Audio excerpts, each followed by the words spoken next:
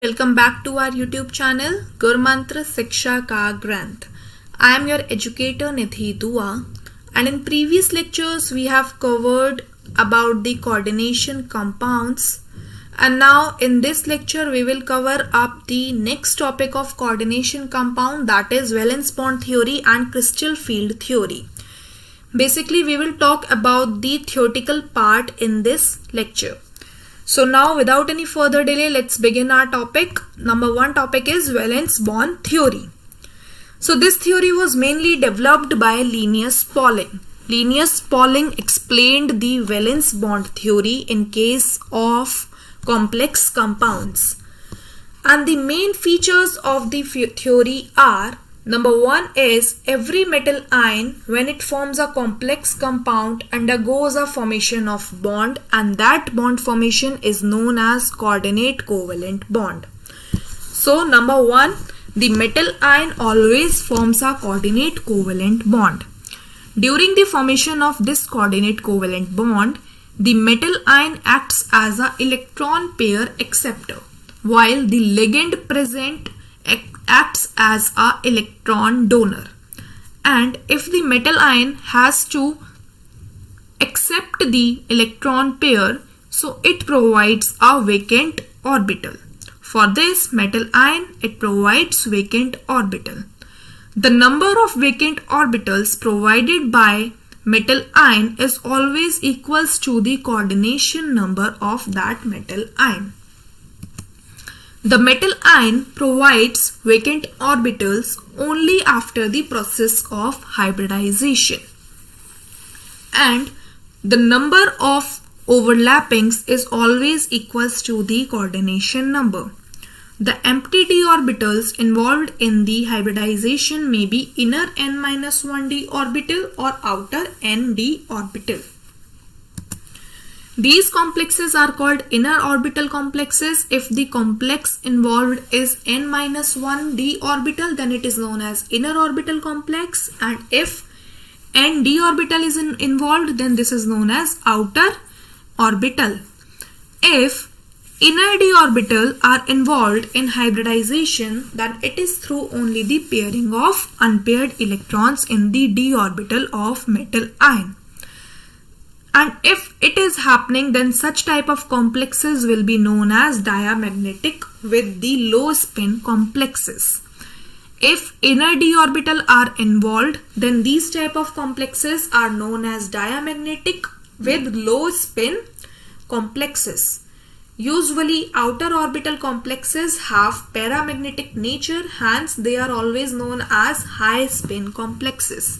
This you will understand in the next example. If we take the example of CONH3 plus 3 charge, question could be asked, what is the nature of this compound? So to find the nature of this compound, we need to understand this concept. First of all, what you have to find, you have to search the metal ion in given complex. In this given complex, the metal ion is cobalt plus 3. Now what you have to do is you have to write the electronic configuration of cobalt. You know it very well, the atomic number of cobalt is 27. When you write the electronic configuration according to the cobalt 27, you will get argon 3d74s2. But the compound says cobalt is in its plus 3 state. So you have to remove the 3 electrons from cobalt, and when you remove the 3 electrons from CO plus 3, you will get argon 3d6, and when you starts up filling the orbitals according to 3d6, you get this type of orbital filling. You get a 1 paired electron while 4 unpaired electrons in 3d series. And when you have removed the 3 electrons from s orbital and from 1d orbital, you will get this. This NH3 is a strong ligand, and when you have any strong ligand present in a complex compound, the strong ligand always do a work. This pairs up all the electrons present in the complex compound. So due to the strong ligands, electron get paired up. So metal ion provides vacant 3d orbital for hybridization. So due to the presence of this strong ligand, this d orbital provides the vacant orbital.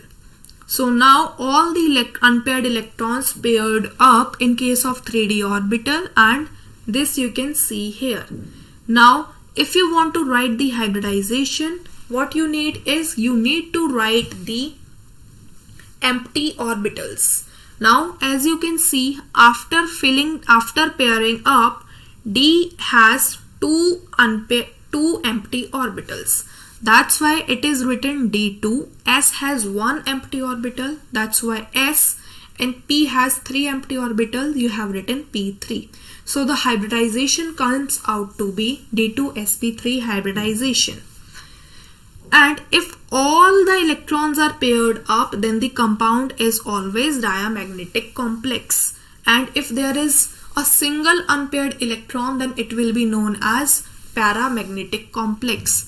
So due to the presence of strong ligands, all the electrons get paired up, and after pairing up, the complex is known as diamagnetic complex or the low spin complex.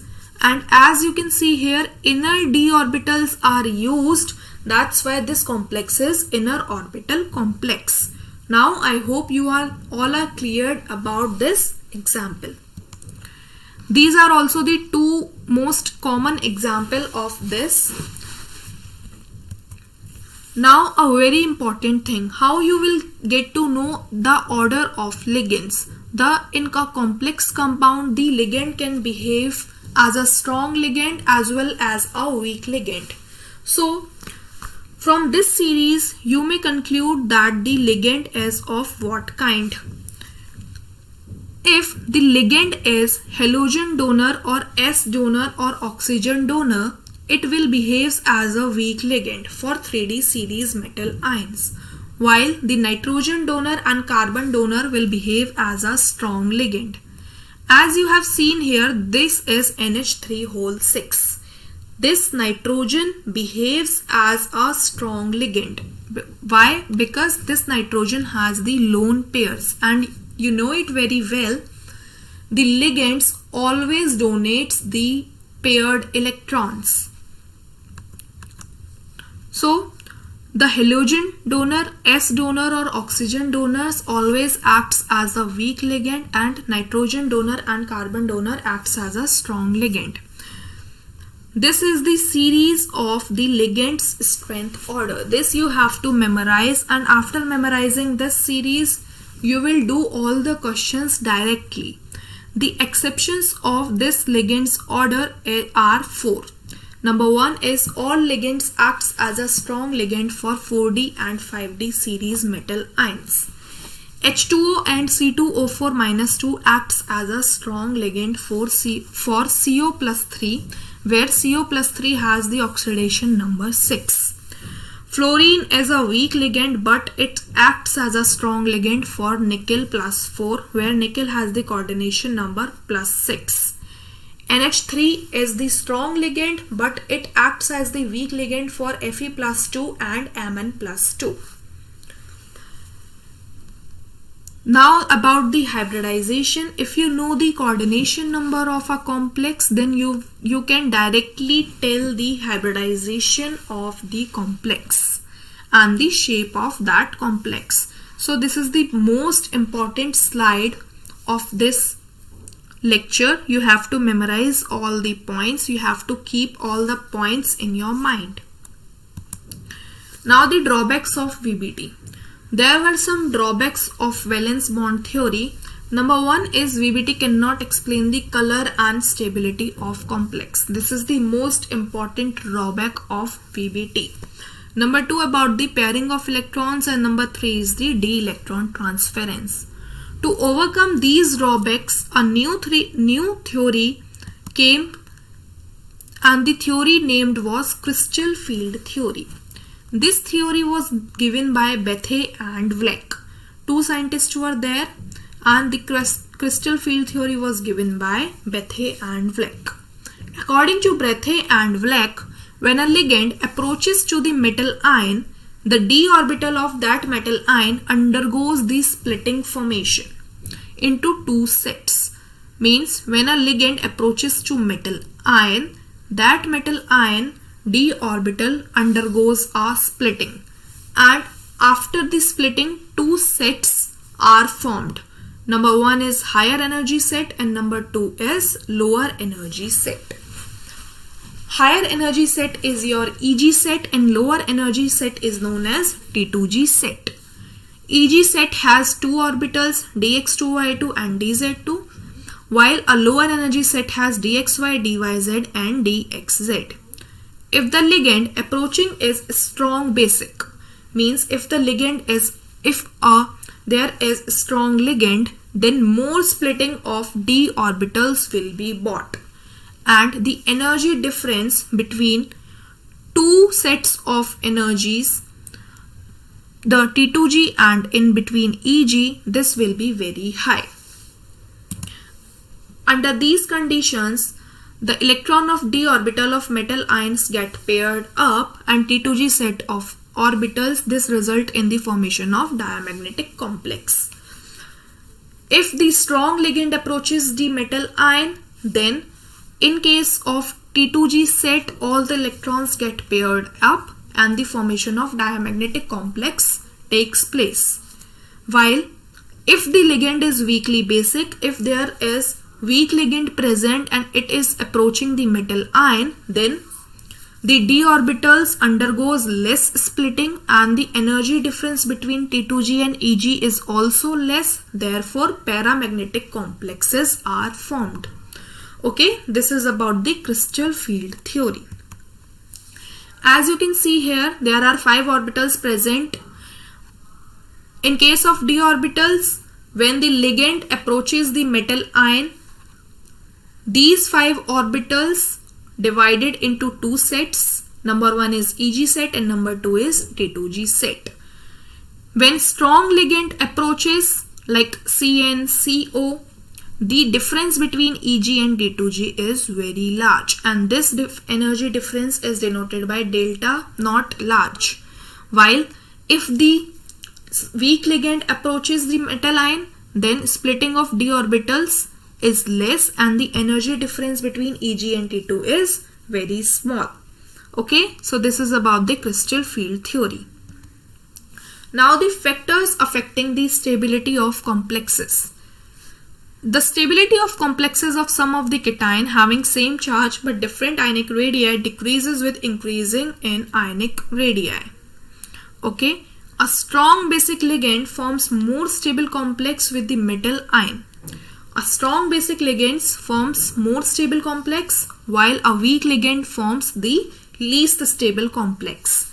That's why cyano complex is more stable than the chloro complex. Now, the color of compound. As you know, VBT was unable to explain the color of compound, but CFT, crystal field theory, clearly explained the concept of colors of compounds. Complex compounds always has a tendency to show colors. Compounds may be colored due to the following reasons. Number 1 is the DD transition. Due to the DD transition, color of complexes can be found, and the aqueous solution of Ti plus 3 always shows a violet color. This was your PYQ. What is the color of aqueous solution of Ti plus 3? And this is violet color. In case of when D block elements or the complex compounds has the outer electronic configuration as D1 to D9, in between D1 to D9, these compounds absorbs the visible photon, or these compounds absorbs the light, and after absorbing the light, the electrons get excited to d orbitals and complementary colors are observed. D0, and in case of D0 and D10, there is no DD transition. That's why in case of D0 and D10 electronic configuration compounds, they are colorless in nature. This is the complementary color circle. This you have to learn. Complementary color. If you talk about the complementary color, question could be asked, you have given absorb color, that is blue green, and question can be asked the observe color. So you have to learn the complementary colors of each other. In case of purple and violet, yellow green color is the complementary color. Means if a complex absorb purple or violet color light, then it will emit yellow green color, or it will looks like a yellow green complex. In case of blue, if it absorbs the blue light, then it will looks like a orange complex. Okay, so this is the color circle. And there are some points which tells about the colors of some compounds. Like in case of ruby, it looks like red in color, and the formula for this ruby is Al2O3 plus Cr plus 3. In case of CuSO4 5.5H2O, this is blue in color, and when you heat up the CuSO4 5H2O solution, it will becomes colorless, that is CuSO4. Means the aqueous solution of CuSO4 is blue in nature, while CuSO4 is colorless in nature. Colors of some compounds is due to the electron transition by absorption of visible light, and due to the polarization concept, the intensity of colors also increases in case of group number 17 elements. As you can see here, AgF, AgCl, AgBr, AgI, when you move from top to bottom, in case of AgF to AgI, the color intensity increases. Also, in case of ZnS, CDS, HGS, you can also see here ZnS is colorless, CDS is yellow, and HGS is black in nature.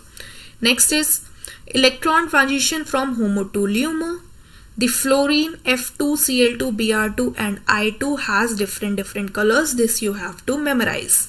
Okay, so this was all about the crystal field theory. Now, in case if you are new here at our YouTube channel Gur Mantra, please do like, share and subscribe. If you have any query, you can mail us on tanejanehaofficial@gmail.com, or you can also contact us on the given number. Now there is an important announcement. If you are an aspirant of CSIR UGC NET, you can follow Neha Taneja ma'am on Unacademy platform. On Unacademy platform, you will get daily live classes, structural courses, live tests and quizzes, and with one subscription, you will get unlimited access. Neha Taneja ma'am is the best educator on Unacademy platform. And if you are interested in this course, you can go through with this detailed paid classes. After using the code NEHA, that is your referral code NEHA, you will get 10% discount on total fee. Thank you very much guys. I hope you all are cleared about the VBT and CFT.